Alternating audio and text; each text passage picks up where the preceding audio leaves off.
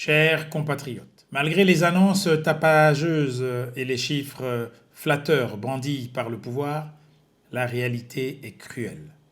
La croissance annoncée ne nourrit pas le peuple. Tandis que l'on discute de barils de pétrole et de pourcentages abstraits, le peuple fait la queue pour le carburant, subit des coupures d'électricité, rêve d'avoir de l'eau potable au robinet, circule sur des routes défoncées dites biodégradables et affronte la vie de plus en plus chère. Notre pays est devenu une économie de prédation, une économie de comptoir où une minorité s'enrichit pendant que la majorité s'appauvrit. Nos ressources, pétrole, bois, minerais et terres sont bradées. Notre dette explose et nous nous endettons toujours davantage pour la rembourser. Le chômage frappe massivement nos jeunes.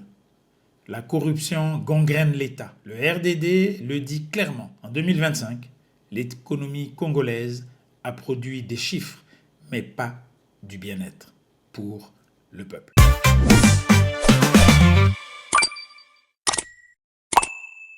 Congolaises, Congolais, chers compatriotes, très chers compagnons de lutte. En cette fin d'année 2025, à l'heure où notre pays s'apprête à aborder 2026, une année décisive pour l'avenir de la République, je m'adresse à vous avec gravité et sens des responsabilités, mais aussi avec espérance. Espérance parce que 2026 peut et doit être l'année du sursaut national, l'année de l'alternance démocratique, l'année où le peuple congolais reprendra pleinement sa souveraineté confisquée par le parti au pouvoir. Mais avant de regarder vers l'avenir, il est de notre devoir de vérité de dresser un bilan de l'année qui s'achève. Chers compatriotes, l'année 2025 restera dans notre histoire comme celle de la stagnation démocratique assumée, de la paupérisation organisée et de l'essoufflement définitif d'un système de gouvernance à bout de souffle, justement. Notre pays est aujourd'hui prisonnier d'un régime vieillissant, autoritaire et déconnecté des réalités du peuple. Un régime qui confond l'État avec un patrimoine privé et le pouvoir avec un héritage familial. Le RDD ne vient pas pleurer sur le passé. Nous venons poser un diagnostic lucide et implacable. La République du Congo est très malade. Malade d'une gouvernance fermée, centralisée et incapable de se réformer. Chers compatriotes, contrairement aux propos tenus il y a 48 heures, l'année 2025 a vu le pouvoir en place verrouiller méthodiquement l'ensemble des mécanismes démocratiques. Les institutions électorales ont été placées sous tutelle, la justice instrumentalisée et les médias publics transformés en organes de propagande.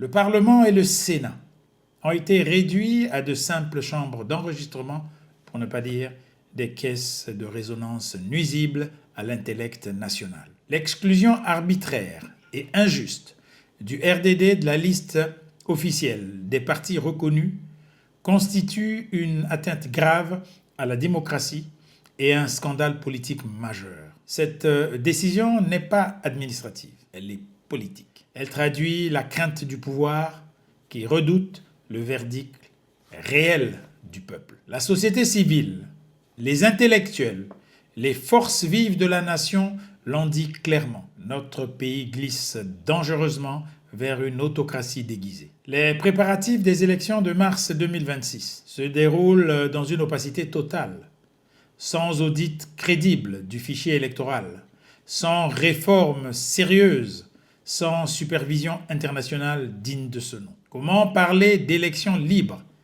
avec un fichier électoral non fiabilisé? Comment parler de transparence et de liberté d'expression avec une opposition muselée? Le RDD exige solennellement un dialogue politique inclusif immédiat et des garanties internationales fermes. Nous refusons une nouvelle mascarade électorale. Chers compatriotes, malgré les annonces tapageuses et les chiffres flatteurs brandis par le pouvoir, la réalité est cruelle. La croissance annoncée ne nourrit pas le peuple. Tandis que l'on discute de barils de pétrole et de pourcentages abstraits, le peuple fait la queue pour le carburant, subit des coupures d'électricité, rêve d'avoir de l'eau potable au robinet, circule sur des routes défoncées dites biodégradables et affronte la vie de plus en plus chère. Notre pays est devenu une économie de prédation, une économie de comptoir où une minorité s'enrichit pendant que la majorité s'appauvrit. Nos ressources, pétrole, bois, minerais et terres sont bradées. Notre dette explose et nous nous endettons toujours davantage pour la rembourser. Le chômage frappe massivement nos jeunes. La corruption gangrène l'État. Le RDD le dit clairement. En 2025, l'économie congolaise a produit des chiffres, mais pas du bien-être pour le peuple. Chers compatriotes, l'année 2025 aura été marquée par une dégradation alarmante du tissu social. L'accès aux soins, à l'eau potable, à l'électricité et à un emploi digne demeure hors de portée pour une large partie de la population.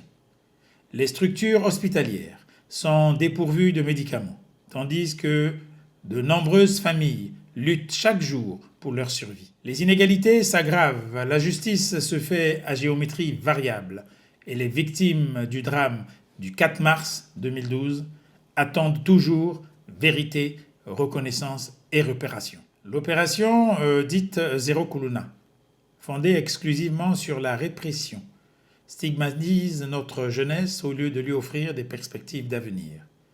À la misère, on oppose la matraque. Au désespoir, l'incarcération. Or, il ne saurait y avoir de sécurité durable sans une véritable justice sociale. Dans le même temps, les inaugurations de façades ne peuvent dissimuler l'effondrement de notre système éducatif. L'établissement délabré, enseignement précarisé, programmes dépassés, Université Marien Ngouabi laissée à l'abandon. Une nation qui renonce à l'éducation de ses enfants compromet son avenir et commet une faute grave envers les générations futures. Face à cette situation, le RDD appelle à une refondation profonde de l'éducation nationale, inclusive, décentralisée, moderne et résolument tournée vers l'avenir. Ce bilan de l'année 2025 est à la fois un cri d'alarme et un appel à la mobilisation. Le Congo n'a plus besoin de culte de la personnalité, ni de promesses sans lendemain. Il a besoin d'une rupture démocratique, d'une refondation économique, d'un redressement social, d'une révolution éducative et d'une sécurité humaine fondée sur la justice.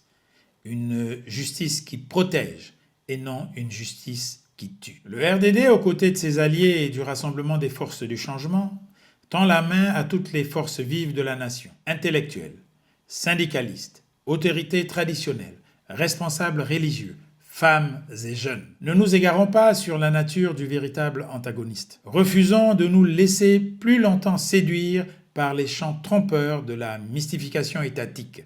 Souvenons-nous, parmi l'ensemble des résolutions arrachées au terme des multiples concertations, où en sommes-nous réellement aujourd'hui? Ensemble, rompant définitivement avec les entraves de l'autoritarisme. Ensemble, œuvrant à l'édification d'un Congo libre, équitable et pleinement souverain. Un Congo gouverné par des dirigeants attachés à l'état de droit et au respect scrupuleux de la Constitution. Chers compatriotes, l'année 2025 aura été celle des ultimes illusions. L'année 2026 doit être celle de l'espérance retrouvée, de la liberté rendue aux responsables politiques injustement incarcérés. Mobilisons-nous, organisons-nous, rassemblons-nous. Nous devons prendre notre destin en main. C'est le moment de refuser une autre forfaiture électorale. Le changement n'est pas une option. Il est une nécessité historique, un impératif national. Vive le peuple congolais. Vive la démocratie réelle. Vive la République du Congo unie, libre et prospère. Bonne et heureuse année 2026, année bénie de l'alternance démocratique.